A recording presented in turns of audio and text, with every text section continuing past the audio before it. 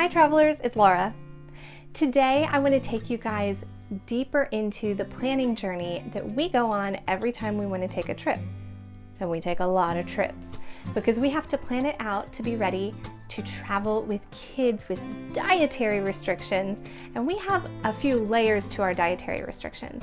So no matter how you eat, whether it is gluten-free, you have celiac, you have food allergies, maybe you avoid dairy or you're vegan or vegetarian, maybe you're kosher, whether your restrictions are for allergy reasons or religious reasons or personal convictions, whatever your diet is, we're gonna take some steps to plan a great vacation.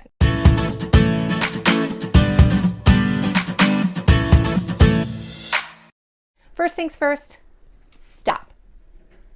Don't plan a vacation until you feel really secure in what your diet is, what those restrictions are, and you feel like it's kind of gotten a little easier to stick to those restrictions at home. Because if you have any questions about your dietary restrictions, you don't want to be answering those questions on the road. But let's say you've got everything together at home and you're ready to plan a trip. I'm so excited for you. Let's do this. Step one, we're going to research before we go. You can research on the Find Me Gluten-Free app. You may just do your best to Google things. We've had good luck finding things by searching Grubhub and other similar food apps and sorting by gluten-free, because a lot of those do have a gluten-free tab now. You can also search for vegetarian and vegan-friendly places on a lot of those apps. And so as you do your research, you'll get a list of places that might be potentially options for you. And the nice thing about Find Me Gluten-Free or Google reviews is you can find out if other people have had reactions at those places before. If you're highly sensitive and likely to have a reaction from cross-contamination, these are invaluable reviews. So if you picked out your restaurants, that's great, but keep a backup list if you have any plan B options, because you'd be shocked how many times plans change. As you're doing your research, some indicators of places that may work well for you are if they state that they have a separate gluten-free menu. Woo! Amazing.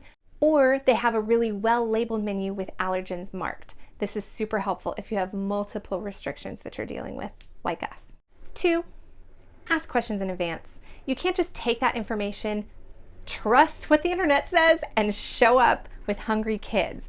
So if you need to call them to make sure, I know, picking up the phone is the worst, but it's so nice to know going into it that they have a helpful staff that we're able to answer your questions and that you're going somewhere that you know is going to be able to accommodate you. So don't be afraid to call in advance and make a reservation while you're at it. This also works if you're staying at hotels that provide breakfasts or resorts, all-inclusives, cruises, things like that. You will want to email them in advance and find out what their team can offer in terms of allergy accommodations. Step 3, wait, before we get there. If this is helpful to you, I need you to know you're the people that we're trying to build a community of here, and I would love to have you subscribe to the channel so that the families that we're supporting can grow and we can all help each other. The more you comment down below as well, you can help build that community. Those are 2 things you can do that are free to you and super helpful and supportive to us. So we appreciate it if this is helpful. Okay, next, I want you to practice. In fact, if you're going to be making those phone calls, you could even practice before the call.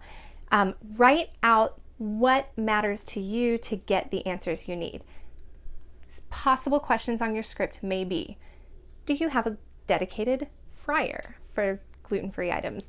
Do you cook food on the same cooktop as gluten items? This could get you some pretty bad cross-contamination. Or will you use a fresh pan for all of my food prep?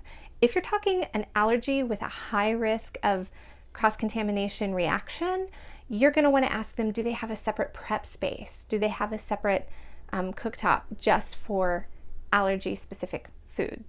Don't be afraid to ask what brand of gluten-free bread they use, what brand of dairy-free milk they use. If I find out that a coffee shop is using Pacific brand oat milk, that's not a gluten-free oat.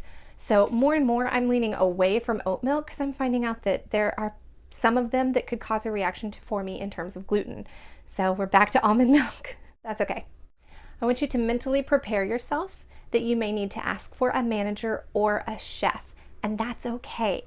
Their job is to safely feed everybody in the restaurant, and you're not a bother to them. So you can practice saying it in a way that lets the server know they're not in trouble, because sometimes I want to speak to your manager is something that servers dread.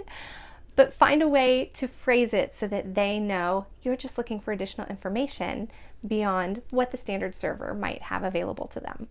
And a bonus tip, if you're going to be speaking with the chef or the manager, it might take a while for them to come over, and you might need to have a really focused conversation with them. So be prepared for your kids to be entertained by something else. Your focus needs to be on the conversation you're having. If that means a little screen time at the dinner table during the ordering process, so be it.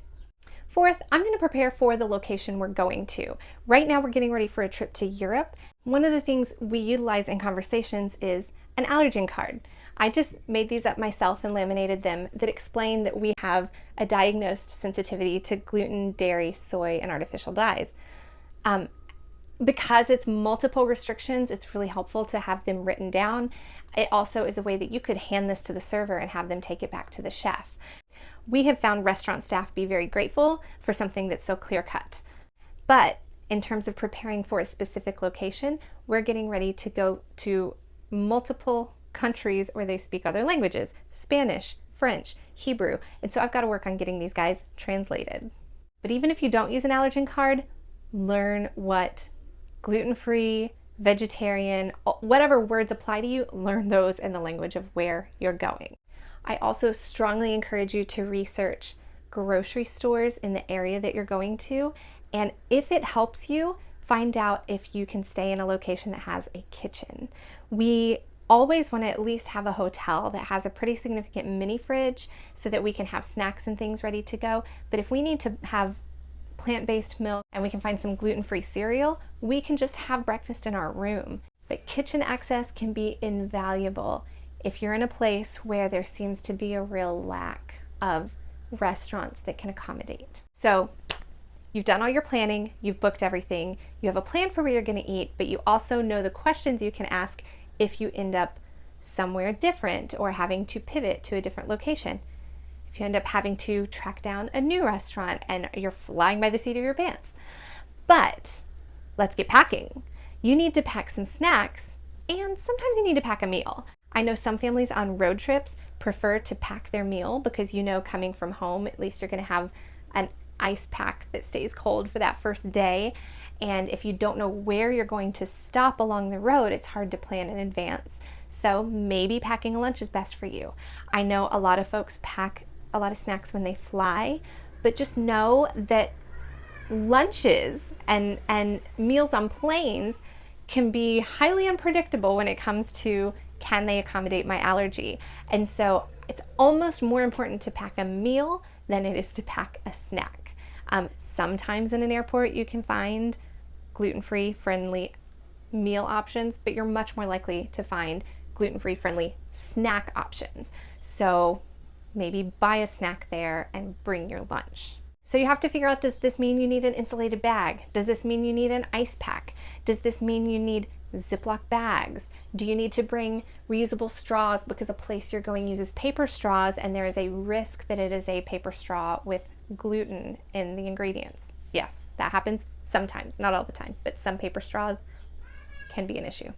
The one other planning step that I recommend is to join a community locally so you can get to know what they eat. There are individuals with celiac disease all over the country. Even whenever I travel to smaller towns that I don't expect to have too much to offer in terms of gluten-free foods, I can find a gluten-free Facebook group for the region, and those folks know where the local restaurants that can accommodate some of those food restrictions are hiding out.